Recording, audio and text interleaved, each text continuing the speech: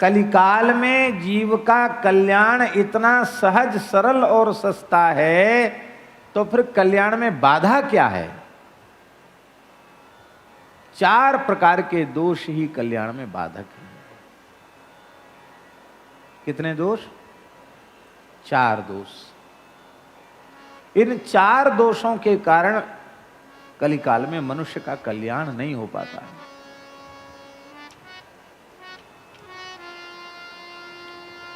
मंदाः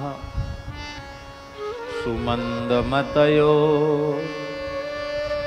मंदभाग्या युपद्रुताः। ये 4 दोष।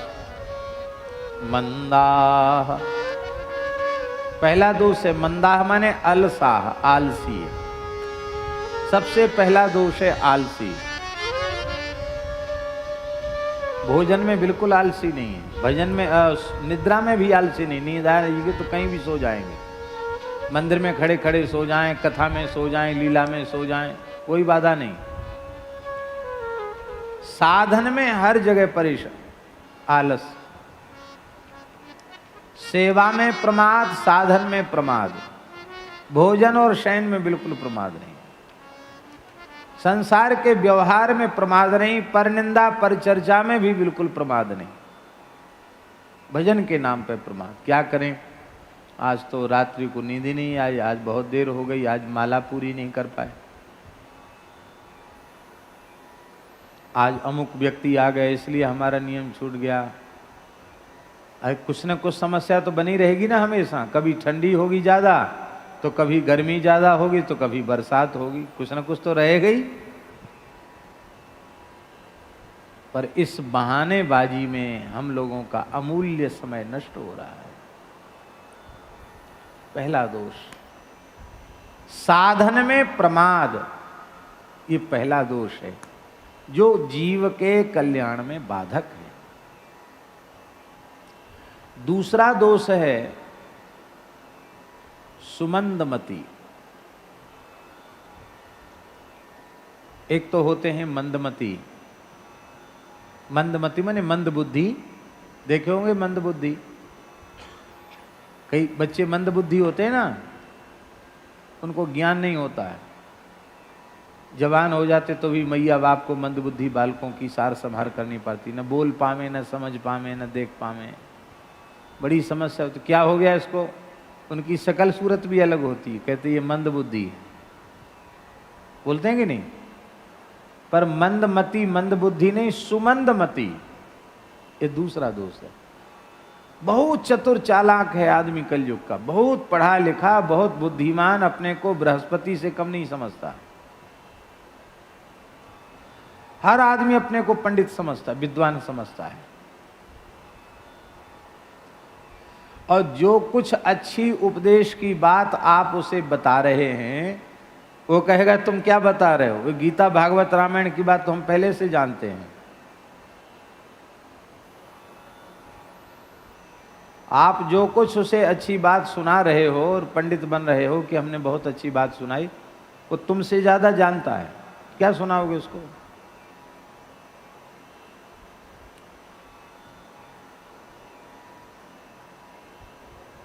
आशय समझे नहीं समझे? आशय ये है कि समझदार होकर, जानकार होकर, चतुर होकर, बुद्धिमान होकर भी पागलों का सा अभिनय कर रहा है, पागलपने में जी रहा है। अच्छी बातें सुनकर कंठस्थ करके दूसरों को भी सुना देता है मौका पड़ने पर स्वयं उन्हें जीवन में उतार नहीं पाता। संतों के सदुपदेश सुनने के बाद भी वह अपने जीवन की दिशा नहीं बदल पाता, अपने जीवन की दशा नहीं बदल पाता, न दशा बदल पावे न दिशा बदल पावे। कहावत चरितार्थ होती है, ढाक के 3 पात।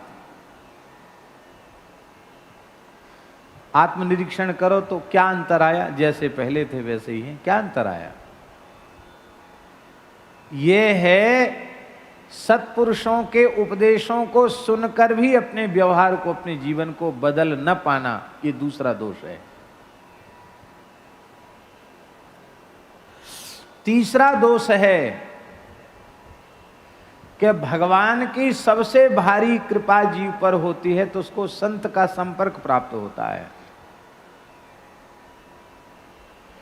भगवत प्राप्त संतों का सानिध्य, उनका दर्शन, उनका साहचर्य वो अपने पुण्य से नहीं मिलता, अपने साधन से नहीं मिलता, वह केवल और केवल भगवान की अहेतु की कृपा से मिलता है।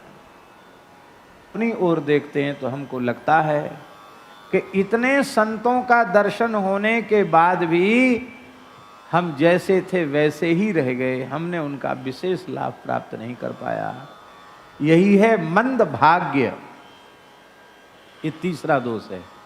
सत्पुरुषों की सन्निधि प्राप्त होने के बाद भी उसका जो लाभ मिलना चाहिए वो लाभ नहीं मिल पाया। न काम कम हुआ, न क्रोध कम हुआ, न लोभ कम हुआ, न मोह कम हुआ, न मद कम हुआ, न मात्सर्य कम हुआ, कोई विकार कम नहीं हुआ। क्या इन संतों के संग का दोष है? नहीं नहीं नहीं, इनका कोई दोष नहीं, न इनका दोष और न श्री ठाकुर जी का दोष, न समय को दोष है। प्रभु मेरो ही सब दोष। विनय पत्रिका में गोस्वामी जी कहते हैं सारा दोष तो मेरा है। कैसे देऊं नाथ ही खोर, काम लोलुप भ्रमत इत उत भगति परिहर तोर। कैसे देऊं नाथ ही खोर, भगवान को दोष कैसे दिया जाए? सब दोष हमारा अपना है। अब ध्यान देकर सुने, भगवान की कृपा से सत्पुरुष मिले, भगवत प्राप्त पुरुष मिले, उनकी सन्निधि मिली,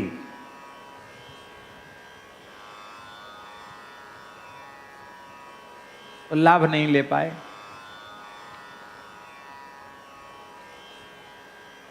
क्यों नहीं ले पाए?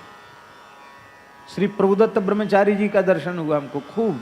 जब जब वो बगल में संकीर्तन मंदिर है आते थे तो उनका प्रवचन भी होता था। महाराज जी भी पधारते थे, हम भी जाते थे ब्रह्मचारी जी का दर्शन करने। प्रभुदत्त ब्रह्मचारी जी महाराज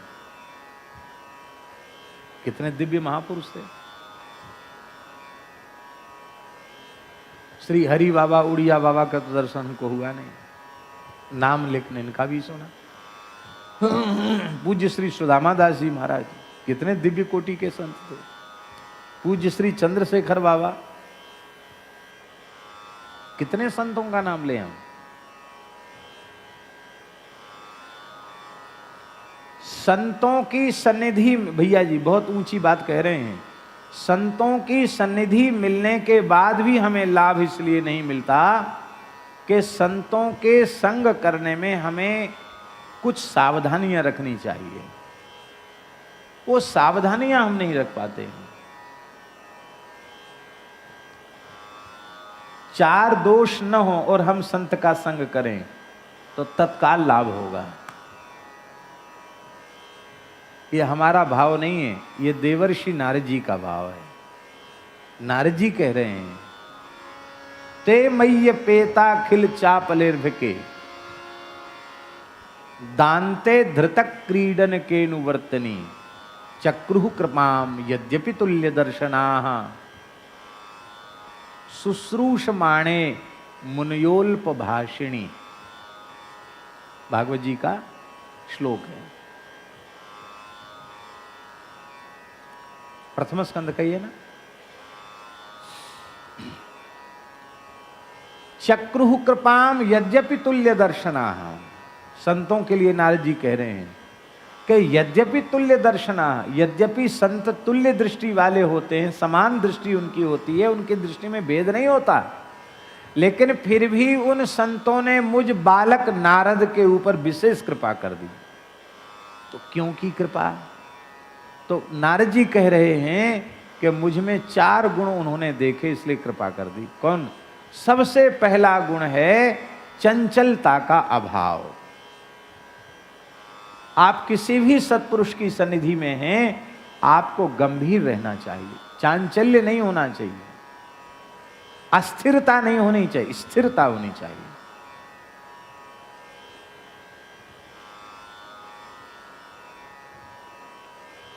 महात्माओं का संग छोड़ के लोग कहते हैं हम तपस्या करेंगे, अनुष्ठान करें। भले आदमी, संपूर्ण साधनों को निष्काम भाव से किए जाने का फल तो है भगवत दर्शन, और भगवत दर्शन का फल है संत दर्शन। और ऐसे संत मिले हुए हैं, तुम तपस्या करने जा रहे हो,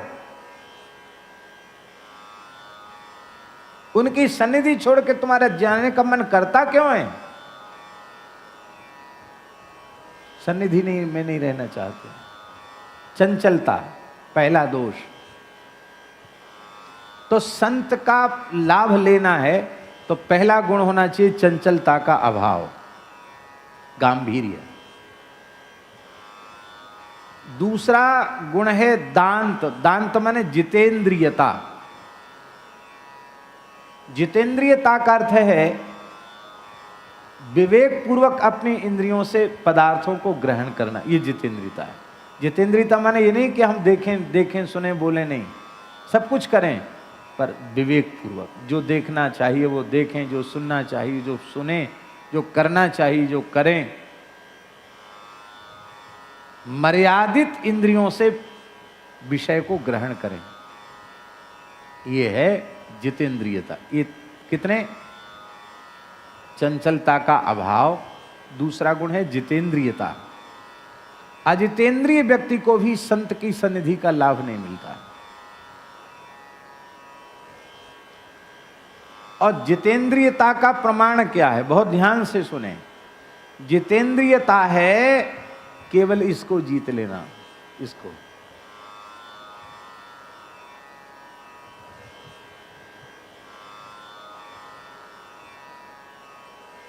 तावत जितेंद्रियो न स्यात् विजितान्येन्द्रिय पुमान न जयेद रसनम यावत जितम सर्वम जिते रसे।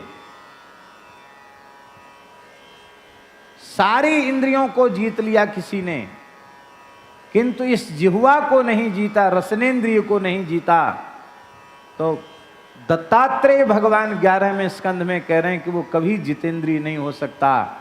और जिसने रसना को जीत लिया उसने सारी इंद्रियों को जीत लिया।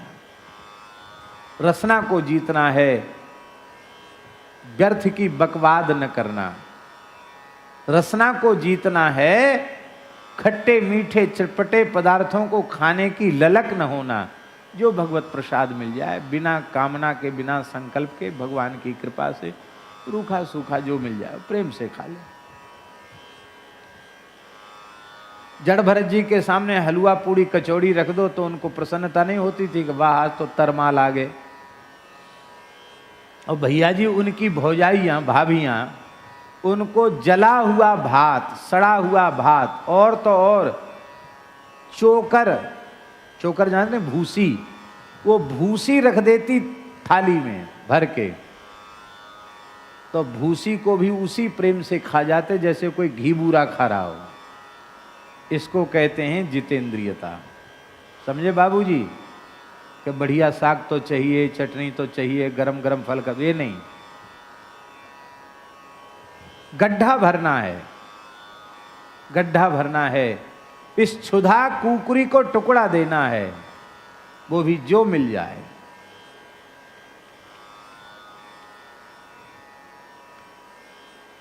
हम तो खट्टे मीठे से ऊपर नहीं उठ पा रहे हैं, भगवान के पास क्या पहुंचेंगे?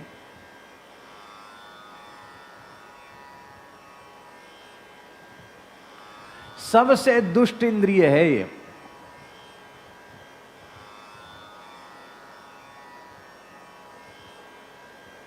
अभी परमहंस जी नहीं है, चले गए, वृंदावन चले गए। अनुमान है हमारा कम से कम 25 वर्ष तक न दूध लिया, न दही लिया, न घी लिया, न नमक लिया, न मिर्च लिया, न मिठाई ली, न खटाई ली, न तेल लिया, न फल लिए, कुछ नहीं। यमुना जी के जल में रोटी भिजा लेना, और पाले। बर्तन भी नहीं था, लोहे का कटोरा, स्टील का नहीं, लोहे का। ऐसे कहीं से फेंका वैंका मिल गया होगा इतना बड़ा वो। और वो कटोरा भी नहीं था भैया जी, वो डंका होते ना पुराने, उसका ऊपर का वो डंडा टूट गया होगा, वैसे फिका पड़ा था। उसी को मांझ के उसी को रख लेते, ऐसा तसला जैसा। और जमुना जी का जल रहता छना हुआ, और पंगत में बैठ के पाते प्रसाद, पंगत में बैठ के, और पानी में भिजाया और पा लिया। रोटी होती तब तो रोटी बनाते नहीं, मिल जाती थी रोटी, पानी उनके साथ रहता ही था। और जब पक्का भंडारा होता, खीर मालपुआ लड्डू कचौड़ी की रसोई होती, उस समय कुठारी से थोड़ा आटा मांग लेते, टिक्कड़ बना लेते, और बनाकर पाते वहीं पंगत में बैठ के पाते।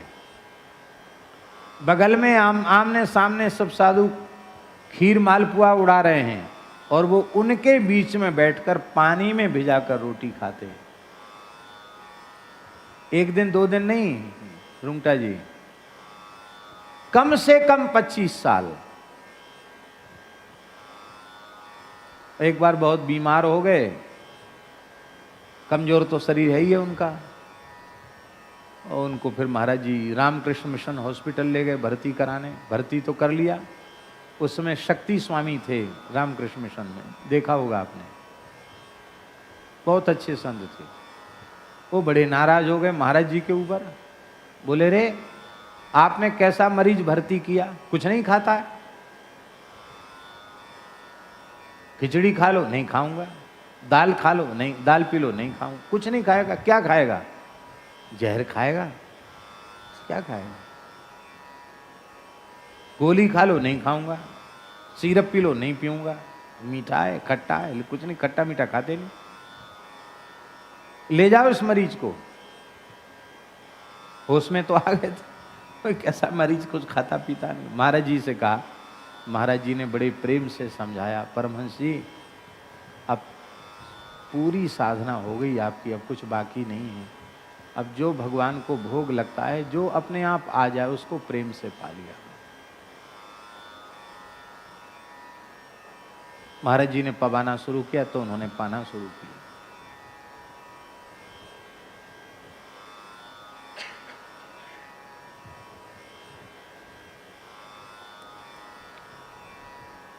आज भी कैसी अवस्था है उनकी। इसको कहते हैं जिह्वा को पूरी तरह जीत लेना, जितेंद्रियता। कितने हो गए गुण, कितने हो गए?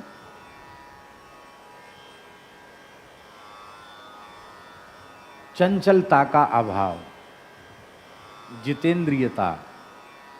तीसरा गुण है अनुवर्तन। अनुवर्तन का अर्थ है महात्माओं के पद चिन्हों पर चलना। आप जिस संत की सन्निधि में हैं, उस संत के पद चिन्हों पर चलना। अच्छा एक भैया जी एक बात बताओ, बड़े से बड़े महापुरुषों के पास रहने वाले क्या उनके पद चिन्हों पर चलते हैं? कहीं भी देख लो आप, परिकर में देख लो, बातें तो हम लोग उन्हीं की करते हैं कि उनके नाम से हमको रोटी मिल रही है, पेट भर रहा है, बातें तो हम करेंगे, लेकिन उनका अनुसरण हम नहीं करते, उनका अनुगमन हम नहीं करते हैं। अनुगमन की बात छोड़ दो, गुरुजी कहें बेटा पूरब जाओ, बोले हमको तो पश्चिम की हवा अच्छी लगती है, हम तो पश्चिम में जाएंगे। हमारी हालत ये है।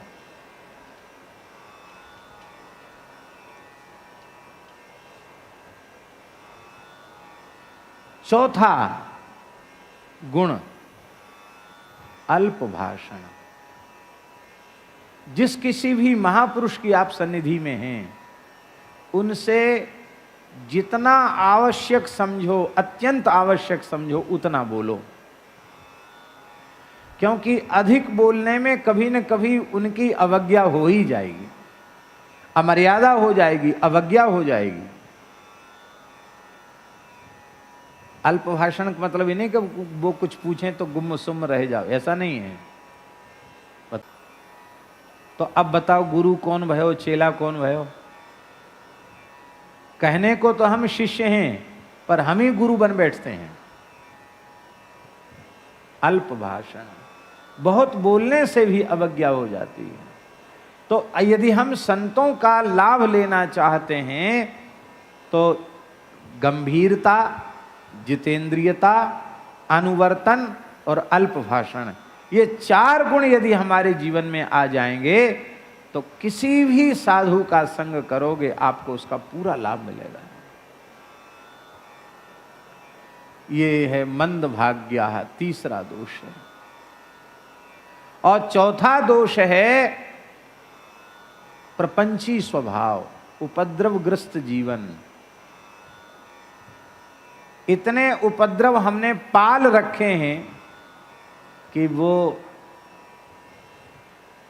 हटाए नहीं हटते हैं। आत्मबल बहुत गिर गया है, उनको हम छोड़ ही नहीं पाते। भैया जी, उपद्रव की परिभाषा क्या है?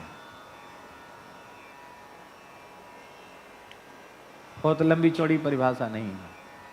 भगवान की सेवा में, भगवान के भजन में जो भी बाधक है वो उपद्रव है। जो भी बाधक है वो उपद्रव है, उसका त्याग कर दो। तजिए ताहि कोटि वैरी सम जद्य परम स्नेही। त्याग दो, उसको छोड़ दो। अब देखिए, इन 4 दोषों में मुख्य दोष है आलस। यदि हम साधन में प्रमाद करना बंद कर दें तो फिर दूसरा दोष अपने आप नहीं रहेगा, मंद भाग्य नहीं होगा, फिर संतों की सन्निधि का पूरा लाभ मिलेगा। जितेंद्रियता अपने आप आ जाएगी। साधन करेंगे तो अपने आप इंद्रियां नियंत्रित हो जाएंगी। फिर संतों के पद चिन्हों पर चलने का स्वभाव बन जाएगा। फिर इधर उधर की जर्रवक अच्छी नहीं लगेगी तो अपने आप कम बोलने लग जाएगा। कई महापैसा होगी, इतनी अंतर्मुखता बढ़ गई थी, अनुभव किया हमने। सब कुछ हो जाएगा, आप करके तो देखो।